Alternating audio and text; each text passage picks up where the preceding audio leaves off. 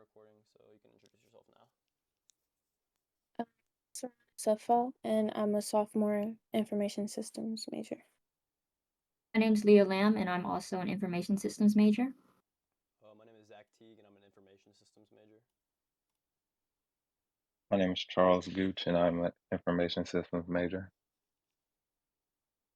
Our project is on Brazil, and we decided to focus on economic struggles and poverty levels in Brazil today.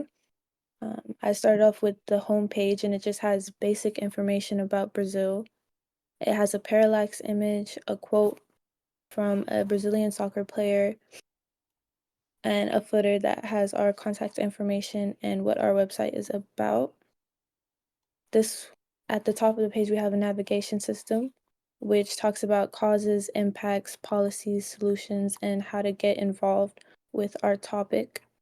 On the causes page, I talk about the main causes for poverty in Brazil, starting with the economic causes, which are income disparity, informal labor market and underemployment, education and skills gap, economic volatility and inflation, and the social causes of poverty in Brazil.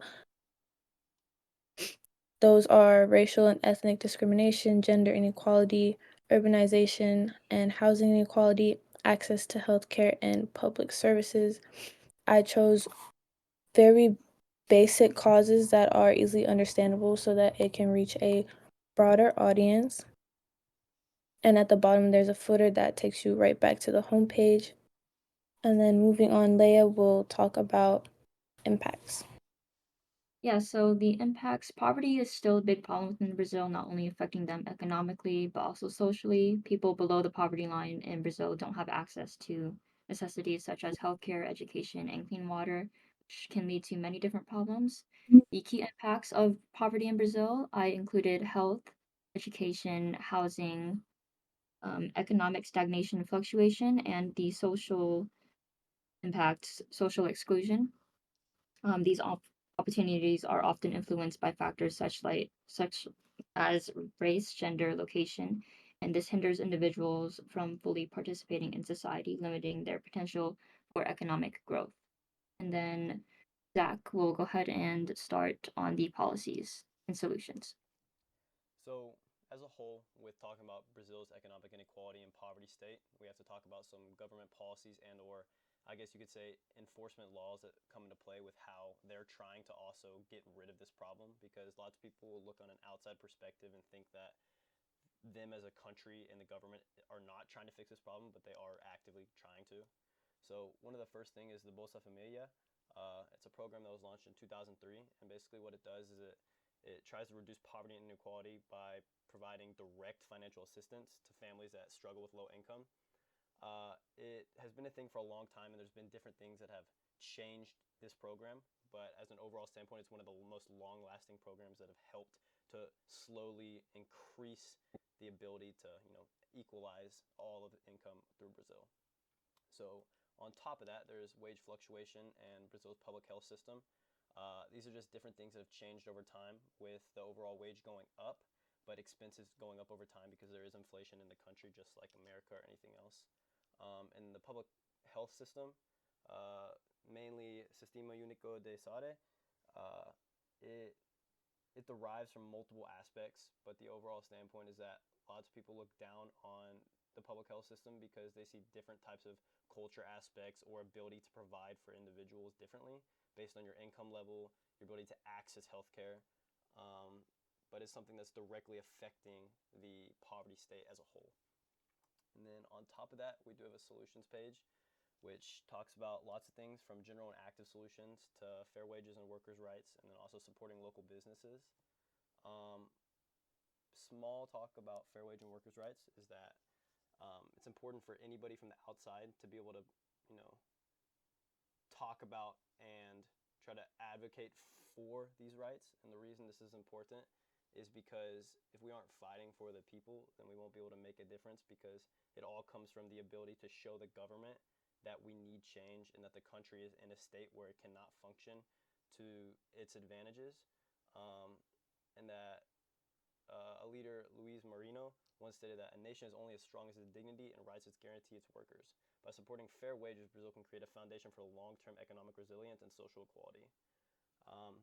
And then under this, you can learn more if you go to this link, which it'll take you to a different page that just talks a little bit about some employment of record and some information on wages with workers and anybody in Brazil. Under this is a big part is supporting local businesses. The reason this is important is that majority of the income for people around Brazil comes from local businesses.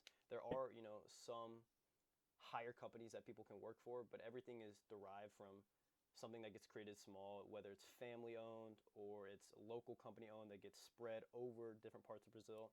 But if you can provide, support to these local businesses, it will help overall families that, live in favelas or anybody that is a vast majority of the income partial amount of Brazil, then this is what you can look towards. And then some recent developments and future aspects or prospects is some that are focusing on economic growth rather than direct poverty alleviation, and the implementation of new labor laws and cuts to social spending has sparked debates about the future of Brazil's poverty and reduction efforts. This just mostly means that they're trying to actively fix some of these problems by implementing what we've both talked about and new things that you could find in any of the links on this website. Will give different information regarding policies, new changes, and anything you could really do to benefit the overall economic state of Brazil. And then to pass it to Charles, he'll talk about some resources and what you can do to get involved with trying to make change. So here on the resources page, we'll just kind of have a quick summary of everything we've discussed throughout this whole website. We'll have the Bolsa Familia. We'll have describe what it is, how it helps, and how we can impact it. So, for example, we'll have like what it is. Bolsa Familia is Brazil's confidential cash transfer aimed at reducing poverty by providing financial aid to low-income families, and we'll have how it helps and how to impact it. And we kind of just have that for every main topic that we have on, and we have links, blue links on under each topic where you can go back and actually find and get more in depth with each topic. And then just to show it off, And sorry, Charles. we get Just a overall summary that we want to be able to demonstrate that we can minimize this into a phone size and a tablet size is that, particularly the browser, everything goes vertically instead of horizontally, so it stacks like this for each tab. And then I do want to include that on top of everything we've talked about, we wanted to focus on the UN Sustainability Goal number 1, which is no poverty. We wanted to target 1.4, focusing on drastically decreasing poverty and economic problems in Brazil.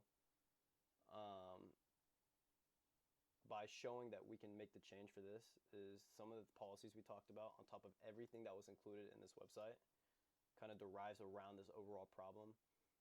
And the way we can make change through this sustainability goal is the active solutions and policies we've talked about, understand the policies that are currently implemented, and what we can do after general active solutions or in the future to make change and make difference. That's basically what we need to talk about. So yeah.